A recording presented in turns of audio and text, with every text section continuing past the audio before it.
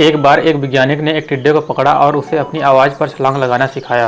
वैज्ञानिक टिड्डे से कहता कूदो, टिड्डा उसकी आवाज़ सुनकर वह छलांग लगा देता। अब वो वैज्ञानिक था तो प्रयोग करना तो बनता ही था। उसने टिड्डे की छलांग पर प्रयोग किया। वैज्ञानिक ने उसकी एक टांग तोड़ दी और बोला कूदो। अब टिड्डे की छलांग की दूरी कम हो गई। वैज्ञानिक ने उसकी दूसरी टांग तोड़ दी और बोला कूदो। टिड्डे की छलांग और कम हो गई। अब तोड़ी गई उसकी तीसरी टांग, छलांग की दूरी और कम हो गई। अब आखिरी टांग टूटने पर जब उसने कहा टिड्डा हिल भी नहीं सकता था, कूदना तो दूर की बात। अब वैज्ञानिक ने अपना निष्कर्ष अपनी डायरी पर लिखा जब टिड्डे की एक टांग तोड़ी गई तो वह थोड़ा बहरा हुआ, जब दूसरी टांग तोड़ी गई तो वह और बहरा हो गया। हर टांग टूटने के साथ वह और बहरा होता गया।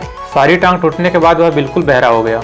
दोस्तों, लेकिन वास्तव में टिड्डा बहरा नहीं होता था। उसकी टांगें टूटने पर उसकी आवाज़ कम होती जाती थी, न कि बहरा हो गया था। दोस्तों, इसी तरह कई बार हम भी मूर्ख बन जाते हैं। दिखता कुछ और होता है और हमें समझ में कुछ और आता है और वास्तव में होता कुछ और है।